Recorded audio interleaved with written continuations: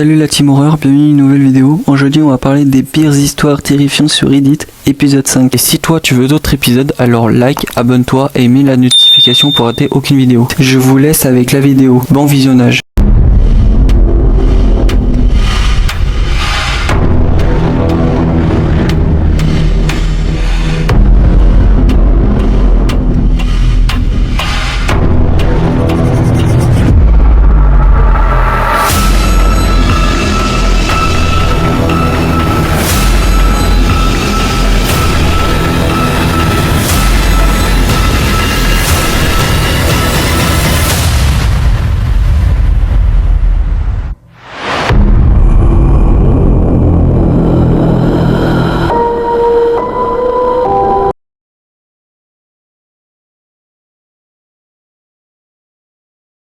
Au début, la forêt semblait normale. Lucas y allait souvent. C'était un grand bois derrière son village, traversé par un sentier que tout le monde connaissait. Rien d'inquiétant. Des arbres serrés, de la mousse, des oiseaux. Mais ce soir-là, il est entré un peu trop tard. Le soleil disparaissait, déjà derrière les troncs, quand il a réalisé qu'il ne reconnaissait plus le chemin. Pourtant, il jurait avoir suivi le sentier principal. Le silence est arrivé d'un coup. Plus de vent, plus d'oiseaux, plus rien. Juste ses propres pas sur les feuilles mortes. Il sortit son téléphone. Aucun réseau, évidemment. Il fit demi-tour. Du moins, il essaya. Après 10 minutes de marche, il retomba sur le même arbre. Un tronc massif, marqué d'une vieille entaille en forme de croix. Il s'arrêta. Ce n'était pas possible. Il avait marché tout droit. Son cœur commença à battre plus vite. Il choisit une autre direction. Encore 10 minutes. Le même arbre. La même entaille. Mais cette fois, il y avait quelque chose en plus. Sous la croix, gravée profondément dans l'écorce. Tu tournes. Lucas sentit son sang se glacer. Il posa la main sur le bois. La gravure était fraîche. La sève coulait encore. Un bruit retentit derrière lui. Un craquement, comme un pas. Il se retourna. Rien, juste des arbres. Mais il semblait plus proche, comme si l'espace s'était resserré. Il reprit sa marche, plus vite. Les branches au-dessus de lui formaient un plafond étouffant. Puis il entendit quelque chose. Un murmure. Très faible, comme une respiration lente, mais pas la sienne. Elle venait d'entre les arbres. À sa gauche, il accéléra. Le murmure se déplaça. À droite maintenant, toujours à la même distance, comme si quelque chose marchait parallèlement à lui. Il se mit à courir. Les branches fouettaient son visage. Il trébucha, tomba lourdement dans la terre humide. Le murmure s'arrêta. Silence total.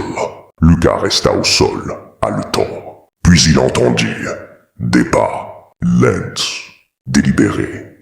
Pas derrière lui, devant lui. Entre deux arbres, il aperçut une silhouette. Grande, trop mince, immobile.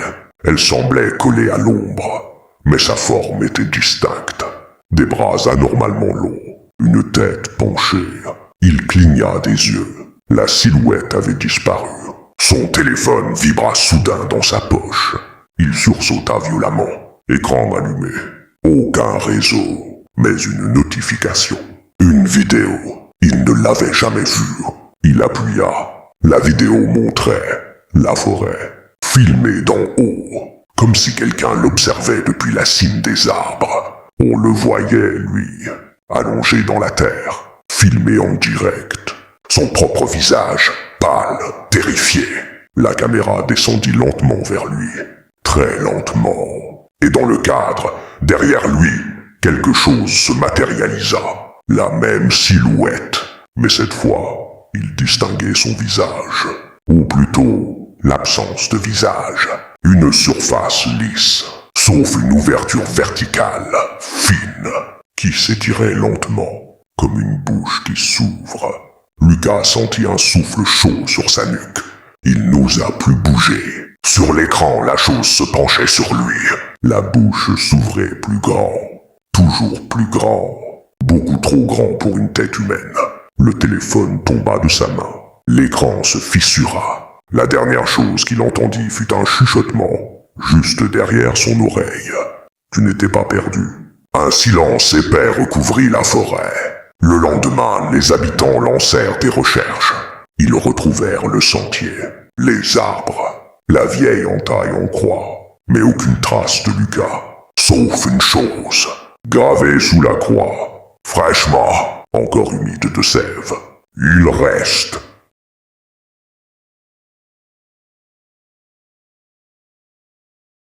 Il était 2h17 du matin quand Inès s'est réveillée. Pas à cause d'un cauchemar, à cause d'un bruit. Un petit grincement sec, comme du plastique qui frotte contre le parquet. Elle ouvrit les yeux dans le noir. Sa veilleuse diffusait une lumière faible, juste assez pour distinguer les formes de sa chambre. Son armoire, son bureau, la chaise. La chaise. Elle se figea. Elle était sûre d'avoir laissé la poupée dessus avant de dormir. Une poupée ancienne, trouvée dans le grenier de sa grand-mère après sa mort. Personne ne savait d'où elle venait. Elle avait des cheveux bruns emmêlés, une robe blanche jaunie, et des yeux en verre, trop réalistes, trop brillants. Mais la chaise était vide. Inès sentit son ventre se nouer. Elle redressa lentement la tête. La poupée était assise par terre, au milieu de la chambre, face à son lit. Ce n'était pas possible. Elle l'avait posée sur la chaise. Elle en était certaine. Elle se força à respirer. C'est moi. J'ai dû la faire tomber sans faire exprès. Alors pourquoi était-elle parfaitement assise? Pourquoi était-elle tournée vers elle? Le grincement recommença. Très lentement. La tête de la poupée pivota. Inès n'osa plus bouger. Ses doigts agrippaient les draps. Les yeux en verre fixaient les siens. Puis, dans un petit claquement sec, la poupée cligna des yeux. Un seul battement. Inès hurla et alluma la lumière. La poupée était allongée sur le côté, immobile, comme un simple jouet. Son cœur battait si fort qu'elle en avait mal à la poitrine. Elle se leva tremblante et la ramassa. Le plastique était froid, glacé. En la relevant, elle remarqua quelque chose qu'elle n'avait jamais vu. Une fine fissure derrière sa nuque. Et à l'intérieur, quelque chose de sombre, comme des cheveux. Non, comme des cheveux humains. Inès la lâcha aussitôt. La poupée tomba, mais cette fois, elle ne resta pas immobile. Ses bras se plient lentement, ses doigts se crispent. Un son sortit d'elle, pas une voix d'enfant, un souffle rauque, humide, presque étouffé. Tu m'as réveillé. La lumière s'éteignit. Toute seule, le noir avala la pièce. Inès sentit quelque chose effleurer sa cheville. Fort, glissant. Elle tenta de courir vers la porte, mais quelque chose s'accrocha à son pied. Elle tomba violemment. Dans l'obscurité, elle entendait des petits pas rapides, du plastique qui claque contre le sol. Juste derrière elle, une respiration, pas la sienne, à quelques centimètres de son visage, puis une pression sur sa poitrine, comme si quelqu'un était assis sur elle. Deux mains minuscules se posèrent sur ses joues, des doigts durs, articulés, et juste au-dessus d'elle, une silhouette, les yeux brillants dans le noir. Une voix chuchota tout contre son oreille. Maintenant, c'est toi qui restes.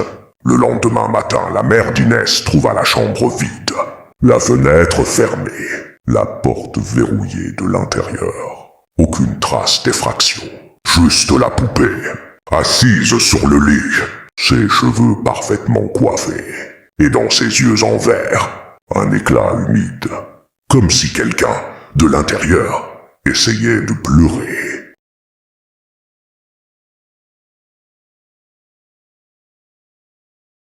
Il était 23h48, quand la télévision s'est allumée toute seule. Thomas était seul dans son appartement. Il n'avait même pas la télécommande à la main. Elle était sur la table basse, juste devant lui. L'écran noir s'illumina d'un grésillement brutal. Pas de logo, pas de chaîne, juste une image floue, en noir et blanc. Une pièce, vide. Une pièce qui ressemblait étrangement à son salon. Thomas se redressa lentement. Même canapé, même lampe, même fissure dans le mur derrière la télé. Son estomac se serra. La caméra semblait posée dans un coin du plafond. L'image tremblait légèrement, comme une vieille cassette. Il se leva. Sur l'écran, la version filmée de lui se leva aussi. Exactement au même moment, même geste, même hésitation. Il sentit un frisson lui parcourir la nuque. Ah, c'est une blague. Il s'approcha de la télévision. L'image continua. On le voyait de dos, avancer vers l'écran. Mais il y avait un détail. Sur l'image, derrière lui, quelque chose bougeait. Dans le couloir, une silhouette, grunge, trop grande. Thomas se retourna immédiatement. Le couloir était vide, silencieux. Il se força à rire nerveusement et se retourna vers la télé. La silhouette n'était plus dans le couloir. Elle était derrière lui, sur l'écran, juste à quelques centimètres de son dos. Une forme sombre, allongée, presque humaine, mais trop fine, trop étirée. Sa tête penchée d'un angle impossible. Thomas n'osait plus bouger. Sur l'écran, la chose leva lentement un bras démesuré et posa sa main sur son épaule. Thomas hurla et se retourna. Rien. Il n'y avait rien derrière lui. Sa respiration devenait incontrôlable. Il fixa l'écran. La version filmée de lui était figée, immobile.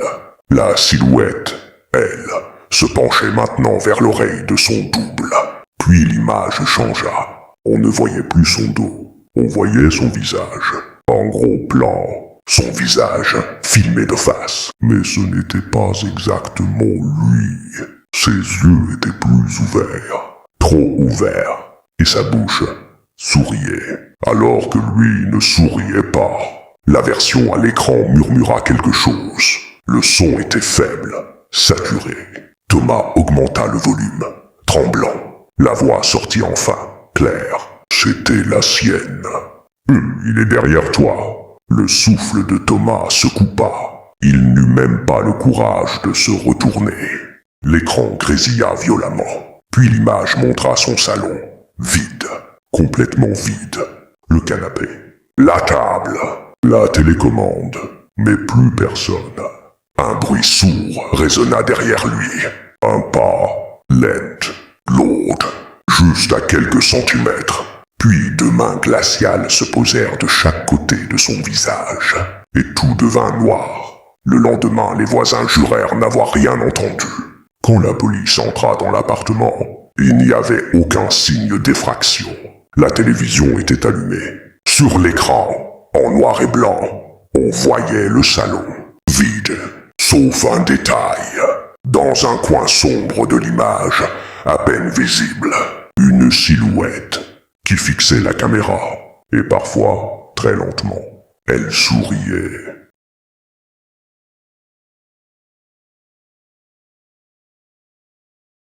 Camille n'avait pas spécialement peur des araignées. Comme tout le monde, elle n'aimait pas ça. Mais ce n'était qu'un insecte de plus.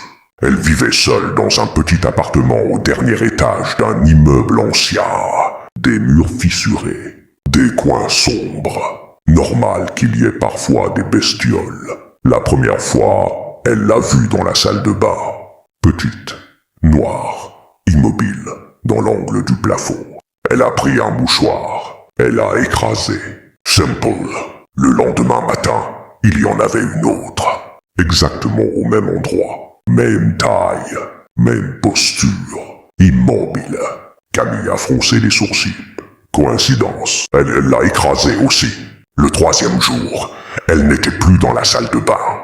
Elle était dans sa chambre. Au-dessus de son lit. Collée au mur. Juste au-dessus de l'oreiller. Camille a senti un malaise étrange. Elle était sûre d'avoir fermé la porte. Elle a écrasé l'araignée. Cette nuit-là, elle a rêvé. Elle était allongée dans son lit. Un incapable de bouger. Une sensation de chatouillement sur ses jambes, puis sur son ventre, puis sur son visage. Des centaines de petites pattes. Elle s'est réveillée en sursaut.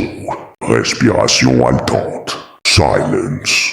Puis, elle a senti quelque chose. Un minuscule contact. Sur sa joue. Elle a allumé la lampe. Rien. Mais sur l'oreiller, juste à côté de sa tête, il y avait une araignée. Plus grosse cette fois. Ses pattes semblaient plus longues. Et elle ne bougeait pas. Elle fixait Camille. « C'est ridicule !» s'est-elle dit. Les araignées ne fixent pas. Elle a pris un verre pour la capturer. En approchant, elle a remarqué quelque chose. Son abdomen bougeait, comme s'il respirait, ou comme si quelque chose bougeait à l'intérieur. Elle a posé le verre. Au moment où elle a glissé le carton dessous, l'abdomen a éclaté. Des dizaines de minuscules araignées ont jailli. Sur son oreiller, sur sa main, sur son bras. Camille a hurlé et a tout lâché. Elle a frappé, balayé, secoué ses draps. Quand elle a rallumé la lumière, il n'y avait plus rien. Pas une seule araignée, pas une trace, juste son oreiller. Immaculée, elle a commencé à paniquer, à imaginer, à se dire qu'elle devenait paranoïaque. Les jours suivants, elle avait l'impression constante d'être touchée. Une sensation furtive sur la nuque, sur la cheville, sous son t-shirt. Chaque fois qu'elle regardait, rien. Mais une nuit, elle s'est réveillée incapable de respirer, comme si quelque chose obstruait sa gorge. Elle s'est redressée brutalement, toussant, et elle a vu, sur le mur en face de son lit, des dizaines d'araignées alignées, immobiles, comme si elle la regardait, toutes s'orientaient vers elle. Son cœur battait à s'en briser la poitrine.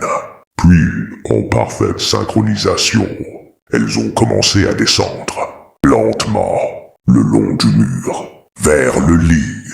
Camille a voulu fuir, mais quelque chose l'a retenue.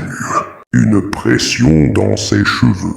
Elle a levé la main. Ses doigts ont touché une masse vivante qui bougeait dans ses cheveux.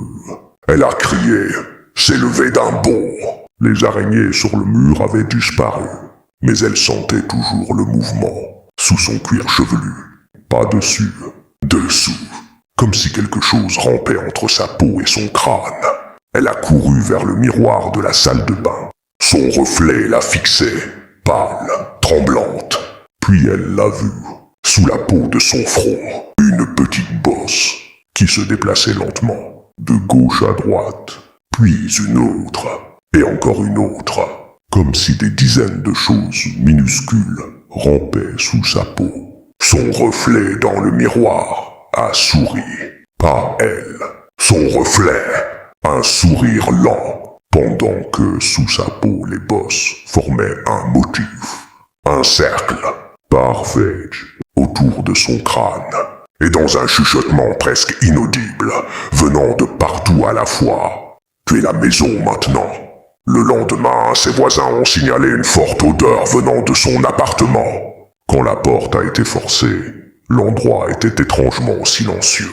Camille était allongée sur son lit, immobile, les yeux grands ouverts. Sa peau semblait légèrement ondulée, comme si quelque chose respirait à l'intérieur. Et quand l'un des policiers s'est approché, une petite patte noire est sortie de sa pupille, puis une deuxième. Si la vidéo t'a plu, alors like, commente et abonne-toi pour d'autres épisodes. Moi je vous dis à très bientôt ma team horreur.